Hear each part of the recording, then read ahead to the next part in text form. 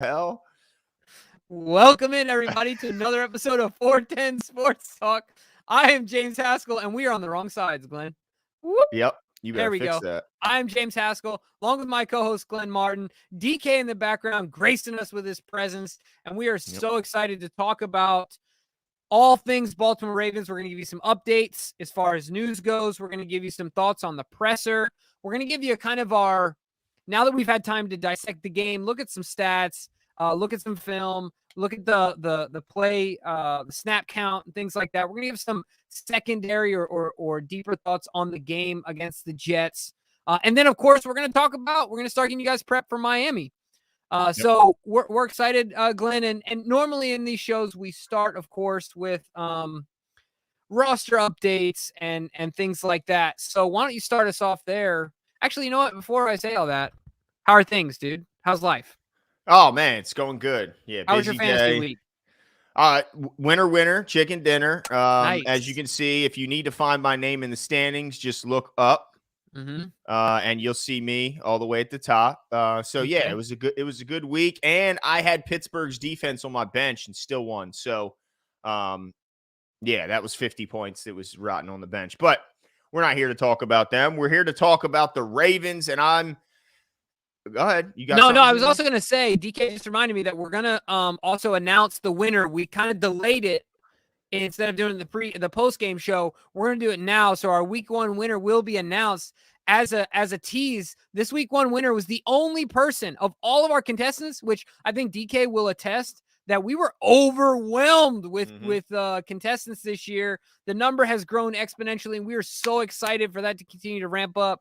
So the winner will be announced during the show. So hang around. The only person to get 3 out of 4 Yeah, in a the lot of over 2 under. out of 4s, man. It's A lot of crazy. 2 out of Everyone 4s. thought they would go over the sack total and over the wide receiver catch total. Everyone guessed over and over in those two, it seemed like, except Yeah, for this one person. that's absolutely right. And then the other thing I want to do while we're here as well is I want to give a quick shout out, dude. We've talked about our patrons and our Patreon. Hopefully you guys are getting something out of it. If you're already patrons, and be on the lookout for some messaging from us as you continue to engage with us and some articles from DK. But man, I think that it's been awesome to see our patrons grow every single month, every single year. So I want to give a huge shout out real quick to our patrons. Really happy to have them. Oh, sorry about that. This is what happens when I manage the screen. Wait, what'd I do? There we go.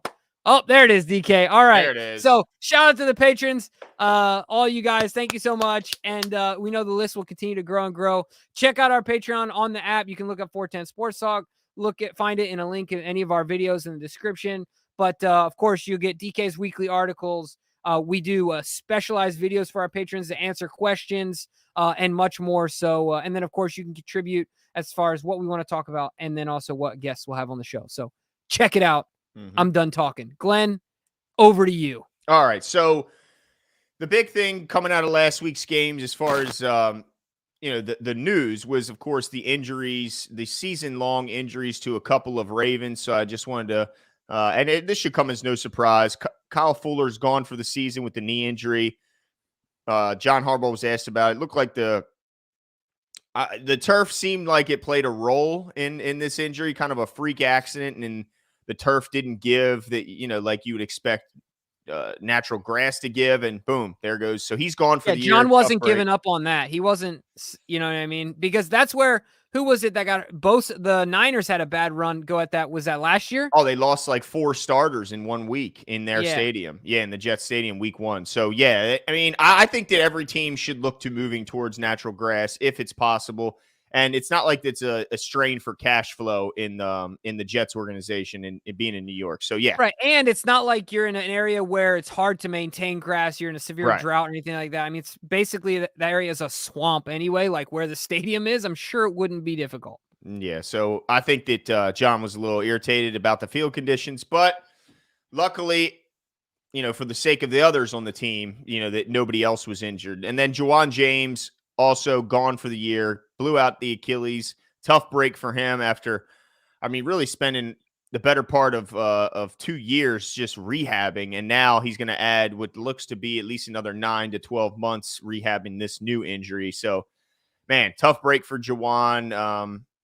So it looks like it's going to be, at least going forward as of right now, John was asked about it. It's the Patrick McCary show on the left side.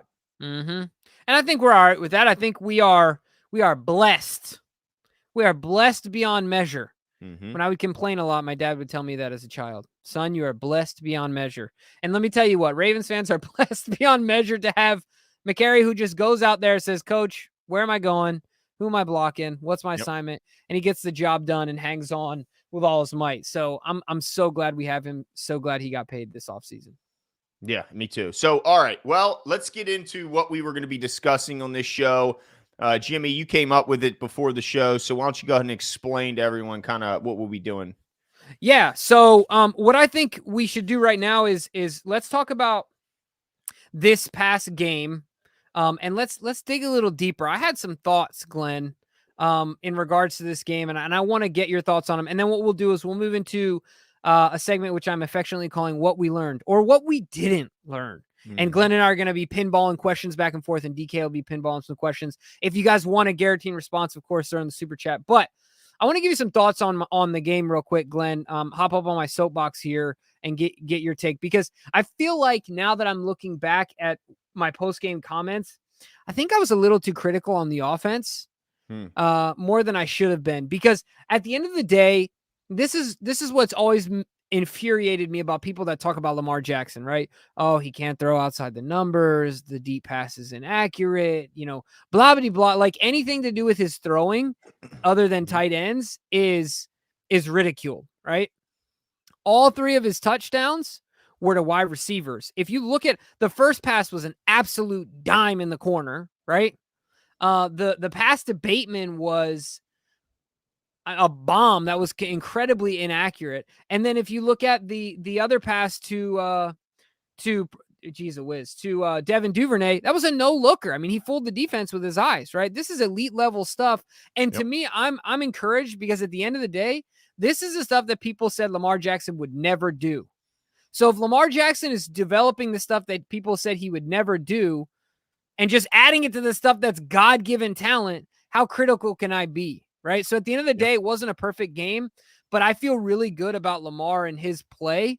And I'm excited about the future of this offense, because if I had to put money on it, Glenn, right? Like, think about this right now at this point in the season, if you, knowing the Ravens and who their offensive coordinators and things like that, if you had to say, will the run game improve or the pass game improve? You had to put your money down somewhere, probably say the run game, right? Like if you were to, sorry, but prior to week 1, yeah. Right. Like if your concern was with 1 or the 2, it wasn't the run game. No, never would be. Yeah. My hope is that, or my confidence is that that's still the same. I think the run game needs some time, but that's going to come along, because I think that's something that we've been able to do, and Greg Roman will get figured out. So all I wanted to say was I feel a lot better about the offense. The defense was phenomenal, but I feel a lot better about the offense now that I've had some time to think about it.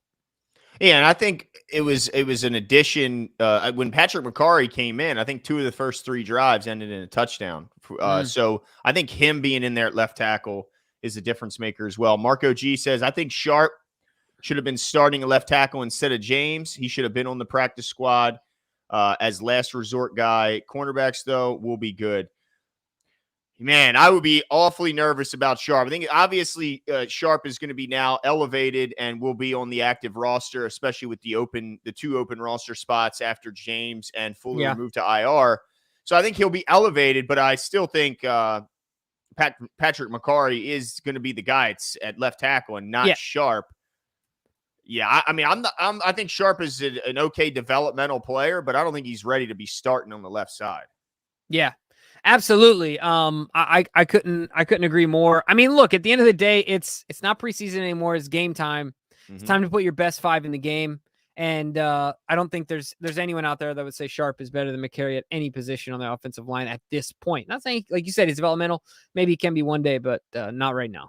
Yeah, not just yet. All right, so let's start going into that group, and let's start going kind of position by position. I have everything from snap counts to stats from week 1, as well as the current most current depth chart. So let's start going down. I want to start, going into this season, you said it just now. I mean, the one big thing that I think the Ravens fans were thinking would definitely come storming back this year was the run game, and that we'd see more explosiveness and more playmaking out of the running backs specifically, and not being so reliant on the quarterback. So week 1, Kenyon Drake leads the way, not just in carries and in rushing yards, but also in snap count. He played in 59% of the offensive snaps. Justice Hill was second with 20%.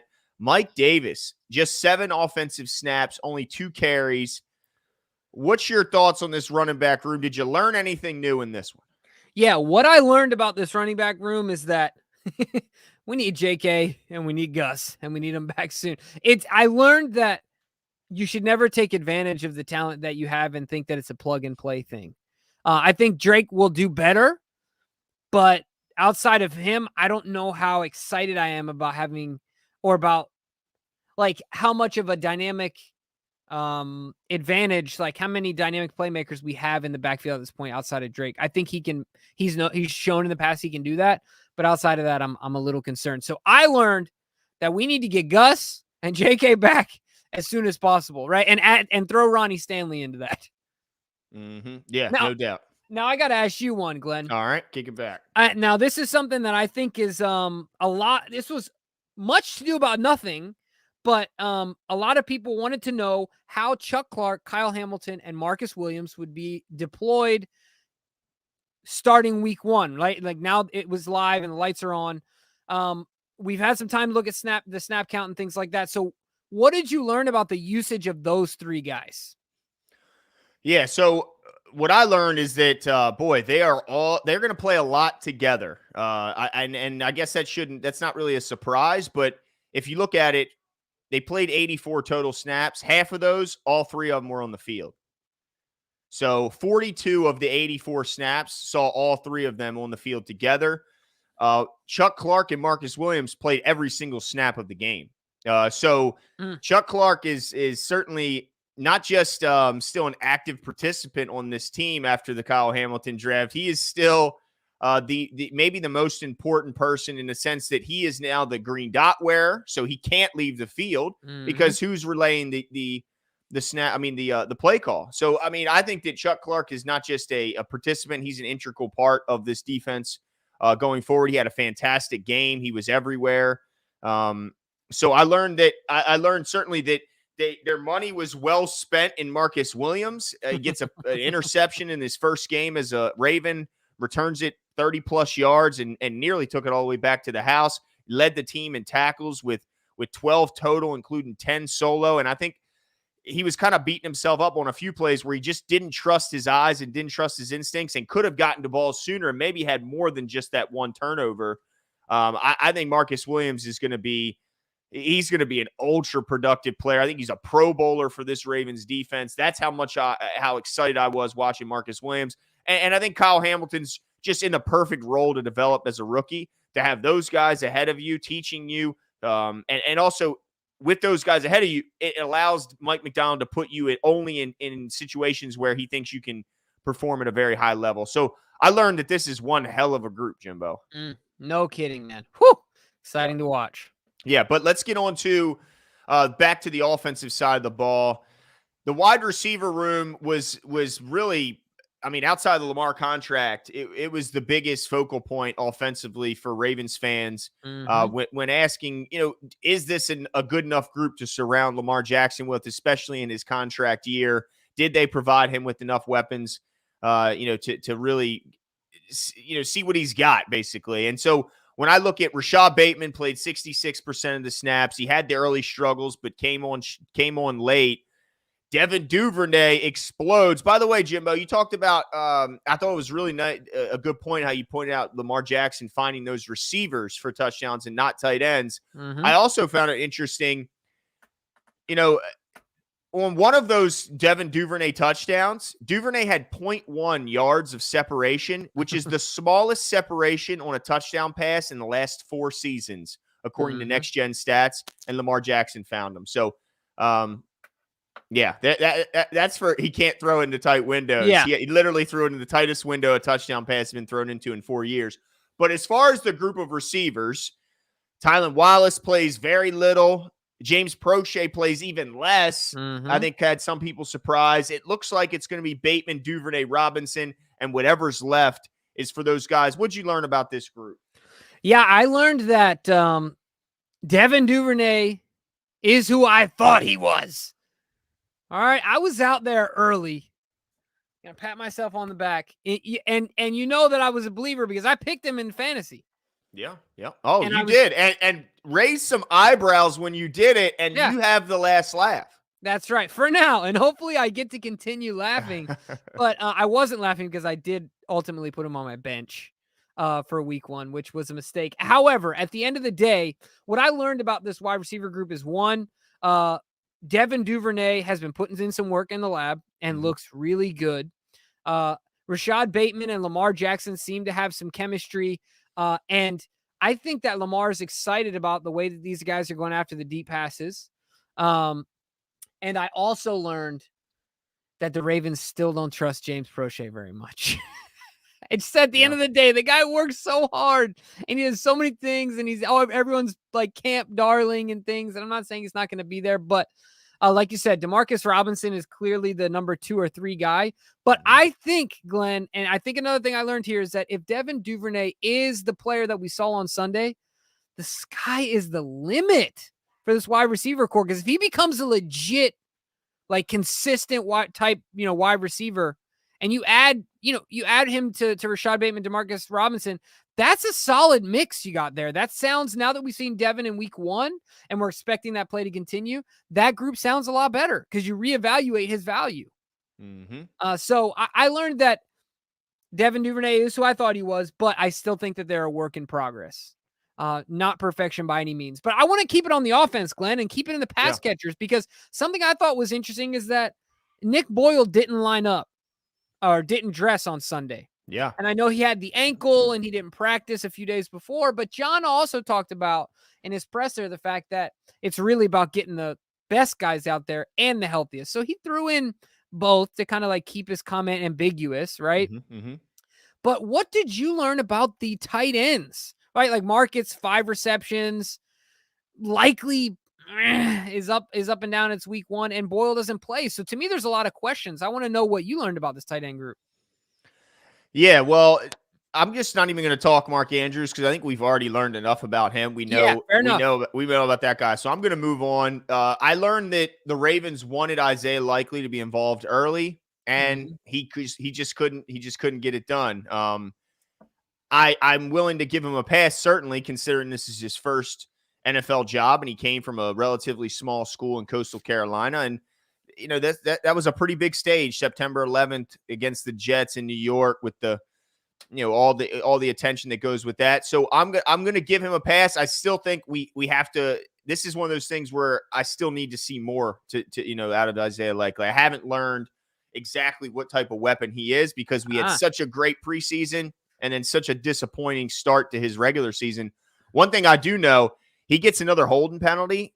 He's going to be in that John Harbaugh doghouse, and that is a place you do not want to be if you're a Raven. So it sounds like what you've learned is more about what you haven't learned. Well, yeah, but I also did learn something about Nick Boyle. I think that if it were possible, I don't think Nick Boyle will be on this team anymore. I think he's holding up a pretty valuable roster spot, but they can't cut him because of how they structured his contract in efforts to lower his cap hit, but made him almost uncuttable in that you're going to pay him the same amount whether he's here or not. So do you hang on to him and try and scrape some value out of that contract, or you just cut your losses now and keep him as that extra guy? Because I don't think there's going to be a huge market for him. But I guess there is a possibility a team could look at him for some help with blocking. But if you can't beat out like Josh Oliver, did you really feel like you needed a third athletic guy? Because you got a fantastic athlete in Mark Andrews and Isaiah Likely. Like why Oliver over Boyle? I'm still not sure about that, other than the fact that Boyle just might not be healthy and he might not be like, I just wonder if Nick Boyle will never be the player that we're used to Nick Boyle being. Or am I overreacting here, Jimbo? No, I think it was an indicator that he didn't play at all. I don't think you're overreacting, or maybe I'm a serial overreactor because I think that you're right on it. So that was an interesting one for me. He didn't even play. Like, his snap count wasn't low. He didn't play. So the only thing that could also tell me is that he legitimately wasn't healthy. Yeah. You know and what he I did mean? touch on. He said knees, ankles. He said, I Right. mean, Knees, he ankles, was heads, pretty ambiguous, knees, but shoulders, heads, and toes. You know, how's it go? It's something like that. But I don't understand why he's still on this team if he can't dress this game. I don't really get it. But it'll be interesting to see how what they do going forward. Is going to be like either Oliver or Boyle, or are they going to bounce back evenly depending on the situation? I'm going to be watching that one. That's going to be interesting. Yeah, for sure. Me too. It's going to be All interesting. right. So let's move back. I'm going to switch you over to the defensive side of the ball, a group that I'm real excited to talk about. The inside linebacker spot was another where the Ravens seemingly admitted that it was a pretty big hole when they tried to go out and sign Bobby Wagner to this monster deal, only for him to ultimately stay on the West Coast and just change teams to the Rams. But Pat Queen, how's that looking, Bobby? Yeah, not a good first week. Absolutely They not look a good old first week. and fat and happy and overpaid. Yeah, you just wonder what level of hunger is there after they won it just last season. It didn't look like it was a ton there. But Pat Queen, 100% of the snaps. Bynes, just 38%. Malik Harrison, 26%. No snaps for John Ross or Christian Welch on defense. What'd you learn? You know, I learned that Pat Queen has been talking about his year 3 explosion. He kind of did it in high school, did it in college, and I'm like, yeah, okay, sure. But there's a real chance for this. Mm-hmm. He's turning the tides for me. He seemed to be really engaging. As far as one of the things that's been a pet peeve of ours has been his nose for physicality, right? Like his want to get physical. Mm-hmm. And he showed that aggression on Sunday, and I think it was exciting to watch. So he's always played fast, but having that added physicality and aggressive nature to his game is impressive. So I learned that PQ does have another step he can take. Is what I learned. And I also learned that there still might be a chance for Malik Harrison to turn the corner as well. So overall, I think what I learned is that there's still hope for those two. 100%. 100%, dude. Pat Queen got me hyped. Yeah, no, absolutely. So I want to go back to the offense, though, Glenn.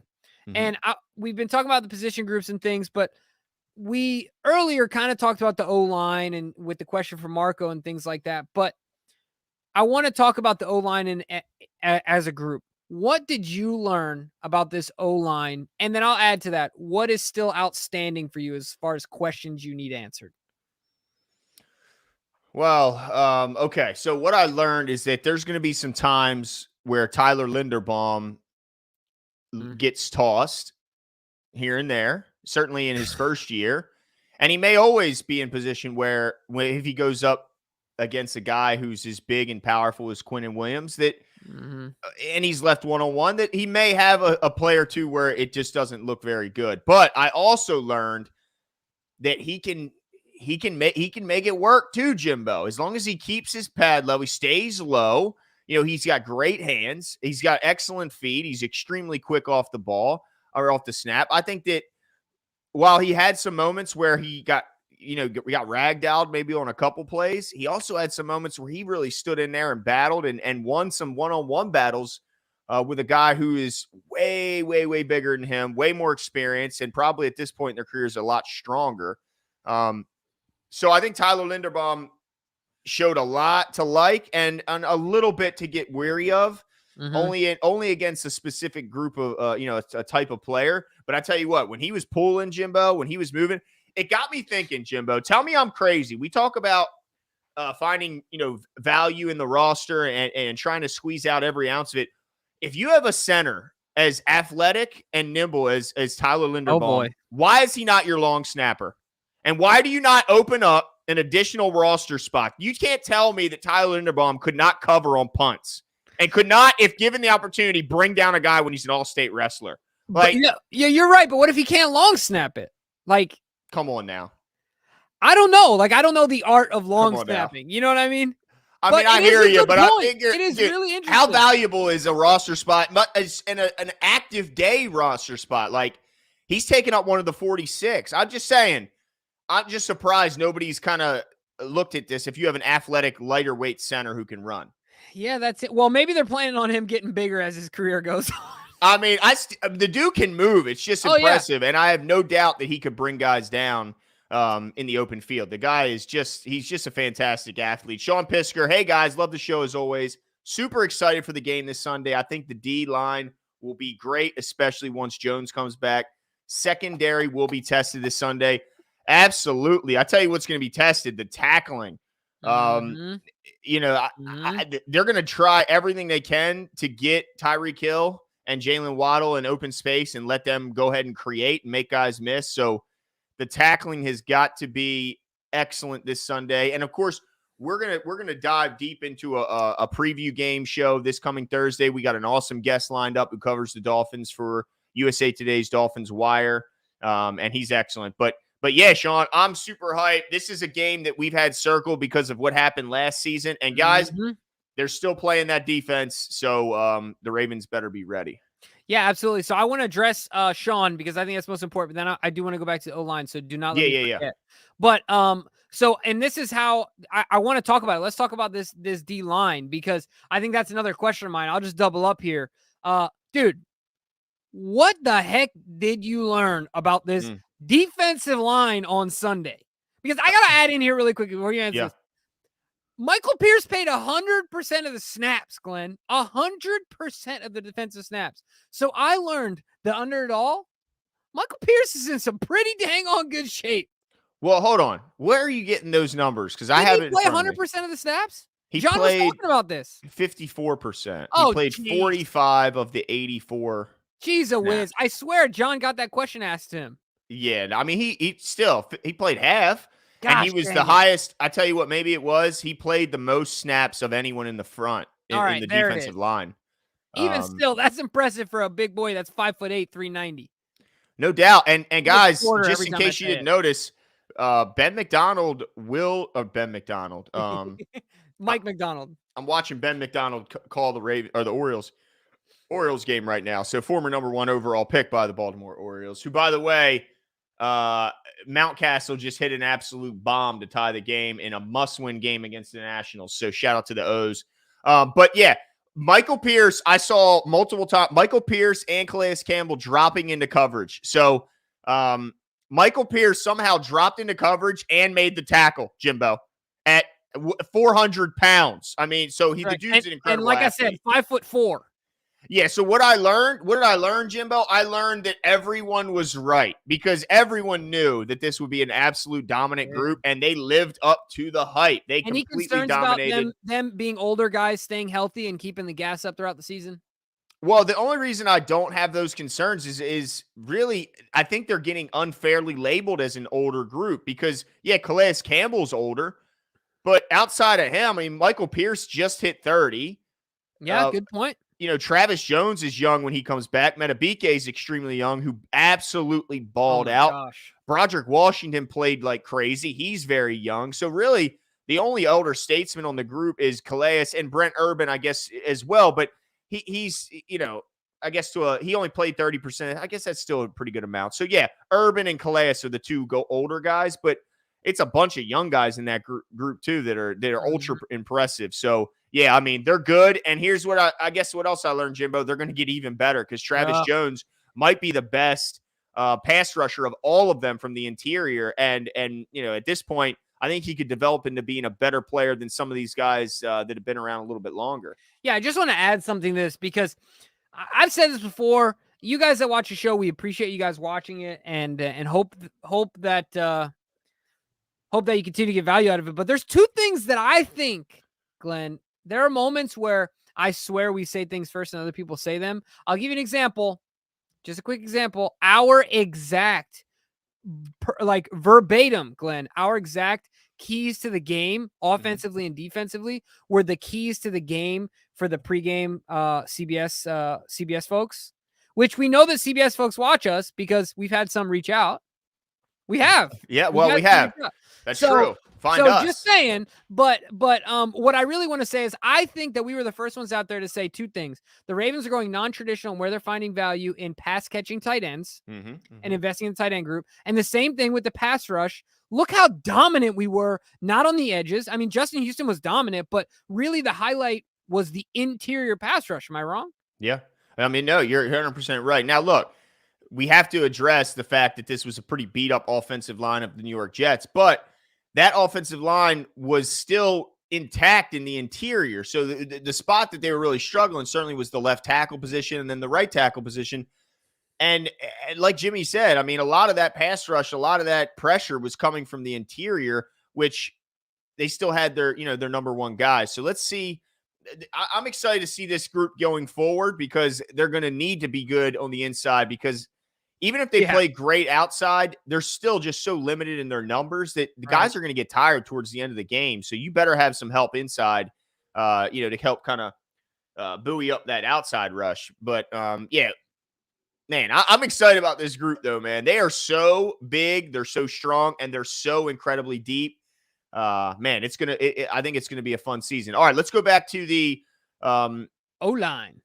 Yeah, let's go back to the O-line because I talked mainly only about Tyler Linderbaum and then went on my tangent of getting rid of the long snapper. But as far as the left guard position, I think it still baffles me that Tyree Phillips couldn't beat Ben Powers out because I don't know. I'm just not a big Ben Powers guy. I think that he does some things well, but overall, I think that they need to upgrade that position. I find it hard.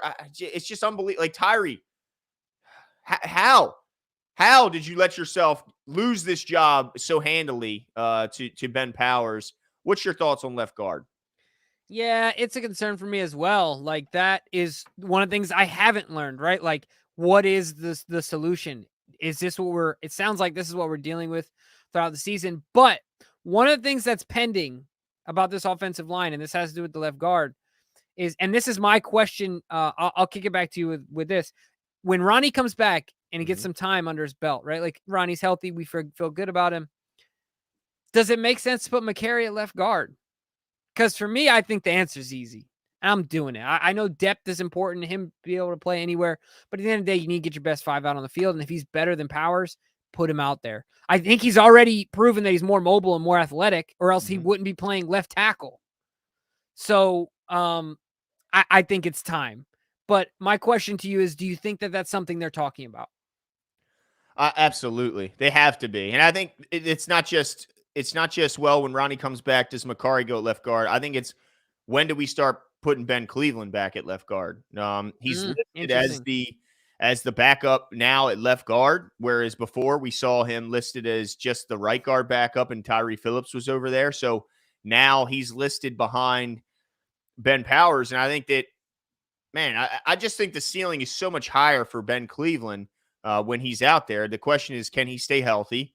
And can he stay off his backside? Because I did see that, one too many times in the preseason. But I think the big thing is just health with him. He's got to stay healthy in order to get the necessary practice reps and all that stuff. But man, Jimbo, if it's me, if I see Ronnie Stanley suiting up at left tackle, heck yeah. If it's not Ben Cleveland, then I want it to be Patrick McCary because I think he's just way better than Ben Powers. And so while I know you want to keep him as that Swiss Army knife, I think at this point we need to win ball games. This is a talented AFC, and we can't take chances on and hope that Ben Powers is good enough to get through a game and doesn't end up being the reason why we lose the game by one really costly play, one really bad beat. The D end or D tackle in front of him just toss him aside and blows up a key play. I mean, you just never know. It could come down to that one play, and I just don't want to see Ben Powers be that weak link that costs something for us. 100%. So I think the last groups we got, really what we got to talk about is the corners. So obviously we lost Kyle Fuller, but there was some good play out there by our corners. What did you learn and what has been left unanswered for you from the cornerback room? Well, one thing I definitely learned is that Kyle Fuller was about to play 100% of the snaps until he got hurt. He played 80 of the 84, and I think the only 4 he missed were the final 4. So I learned that they were prepared to have Kyle Fuller be a big part of their secondary, and losing him means that Brandon Stevens is going to immediately be thrust into a much more prominent role. I think he goes from he had 69% of the snaps, and I even think that probably got increased a little bit because I know he played all 4 of the final snaps at outside once Kyle Fuller went down. So Brandon Stevens better be ready for a massive target load, because if I look out, I'm the quarterback, and I see Marlon Humphrey on one side. We think Marcus Peters is either back this game or next week. I'm not throwing to those guys. I'm going to go pick on Brandon Stevens. I'm going to go pick on Pepe Williams. I'm going to go pick on Kyle Hamilton if he's matched up against a tight end, or if he's, wherever they got him out. I'm not picking on Marlon, and I'm damn sure not picking on Marcus Peters. So, man, Brandon Stevens better get ready. And fans, we got to get ready to grade him fairly, because I think that when a guy gets a ton of targets, he's going to give up some plays. So let's be fair when we grade him, because look, man, he's going to be on the receiving end of a ton of targets. So he's going to win some, he's going to lose some, and let's just hope he wins more than he loses. Yeah, 100%. Well, I got to tell you, Glenn, the last thing that I learned is the most important thing. What? There's only one kicker that you send out there. It's 4th and 5 with the game on the line at 64 yards out. Yeah. And it ain't McManus. In Seattle. That's not an easy place to kick, dude. No, I tell you what, it is only one JT, Justin Tucker. Because I trot Justin out there. Of course. Hang that one on the flight home, baby. JT, dude. Right. JT will do it with a black and mild hanging his mouth. Come on now. Come on now, with a wood tip wine. You know what I'm saying? You know what I'm saying? Come on now. I know somebody in the comments remembers them wood tip wine. Black and mild. Get wined out of your mind. I lost my mind. Just imagine that. Dude. You know what he does? He just puts it down real quick, like shoves it in his pads. He's like, all right. You know what I'm saying? It's still smoking out of his jersey. It's coming out of his earpiece. You know what I mean? Like oh gosh, that's awesome. Yeah, but he would have hit that. He would have hit that. 100%. No doubt in my mind. Yeah, no doubt about it. All right, so we didn't did we talk about outside linebacker? No, we didn't. Let's talk about outside linebacker, but then we got to announce our winner, bro. All right, last one. Then we got to announce the fan winner, and certainly invite them to give us some address and their size. That way we can get them their shirt. All right, outside linebacker. Adafe plays 81% of the snaps. Houston only 64. But man, it seemed like it was flipped around the other way. Heard a lot of Justin Houston's name. Only a couple times was Owe mentioned. Was that as a result, of the offense just paying a lot of attention to Adafe? By the way, still listed as Jason Owe on the Football Guys snap count. Come on, bro. Step it up. Disappointing. Yeah, I just now noticed that. That's crazy. Is this just a result of Owe getting the extra attention, or because this guy's talked about this is his year. He wants to be dominant. He wants to be special. He wants to be consistent. I didn't hear his name a lot, Jimbo. Matter of fact, let me give you his numbers. He just says 2 tackles. That's it for the day. Yeah. So let me tell you this. There's 2 things. One, I think he was getting a lot of attention. Like you said, I think it had a lot to do with it. But I don't want to go too far in a rabbit hole here. But you ever gone out to like play some basketball or I'm trying to think of a different scenario where there's an older dude there. You don't know him. He looks non-assuming. And all of a sudden he pulls the okie doke on you and you're like, dang, right? Yep. But you already know he's less athletic than you. He's not as fast. Like he can't do these other things, right? But he got you good once, right? And maybe he gets you good twice. Yeah. But after that, it's it. Like it's early in the season for Justin. I'm not saying that he can't continue to be powerful and fast and all those things. But I said it in our pregame. He was going up against a guy who was a backup of a backup, who was a rookie. And Justin was like, dude, really? I'm a Hall of Famer. I literally made millions by sacking the quarterback. until I'm 60 years old, I'm going to be able to okey doke this dude, give him a little trick and get past him, right? Like, doesn't depend on anything but technique. And I think that's really what it was. That's why he popped off the screen, because his technique was just so much superior to the guy across from him. Where Owe is so dependent, not that his technique's not there, but it's not Justin Houston level at this point. I think he'd say that, right? Yeah. Where he's so much more dependent on his athleticism, his explosion, his speed, change of direction, to where it just was boom, it popped right off the screen with Houston because he just left the dude behind him. Yeah, and that experience is all, you know. There you go. It's just experience overall. Yeah, no doubt about it. But yeah, let's hope that he bounces back. And I see people commenting he had 5 pressures. Okay, but you know, all I know is the bar he set for himself was extraordinarily high. I'm sure that Von Miller gets double teamed. You know, I'm sure he gets a bunch of attention. What did he do? TJ Watt, you know, these guys, yeah, if you want to be a great pass rusher, you're going to get the attention of the offense, and you have to find ways to still get to the quarterback if you want to be great. Maybe he'll have to start doing the Aaron Donald double team drill where he's just choking the dude. Yeah, like to say he was double teamed, I get it, but so is every great pass rusher, and somehow the great ones find a way to still notch the sack, still notch the pressure, still make the big play. Anyway, so all right, so let's get into before we announce our winner. Always global, real quick. Okay, yeah, yeah, buddy, the Woods hit Black and Mile, yes sir. Oh man, that brings back the days, man. Shoo. Yeah, buddy, back in my teenage days, running and gunning. You know what I'm saying? Running and gunning. You know what I'm saying? All right, let's. Oh, by the way, quick announcement: new patron to the channel, Timothy Clark. Hey, my guy, appreciate it. Timothy, welcome to the family. Appreciate your support. And guys, it's $1 a month at the very least to simply get a shout out. Well, to get a shout out in every single show, we'll put the graphic up like we did at the beginning of the show. You'll get DK's articles. It's an awesome, easy way to support the show. So much appreciated, Timothy. Yeah, absolutely. All right, so the winner. You gonna put up the banner of the first week competition for the guests is Zach Trotta was the winner. He submitted his selections via Twitter instant messenger, private messenger. So shout out to Zach Trotta. If you see your name on here, please make sure you send us another message on Twitter with your address and shirt size, and we'll make sure you get your prize. Congratulations, Zach. But thanks to everyone for participating. Yeah, keep it up. Keep it up. Like Jimmy said, we had a record number of participants, and so we're certainly thankful to everyone who was able to get their name out there. A lot of people picked 2 out of 4, but Zach Trotta only one who got 3 of 4 correct. So shout out to Zach, and can't wait to hear from you. 100%, man. Looking forward to the continued competition. And of course, right now in our internal competition, Brad, the young gun intern Brad, is leading the way. But look, we're gonna narrowly. We'll get him back. Yeah, I'm coming for him. I am coming because I think the world wants to see me win, and I have that pressure on me.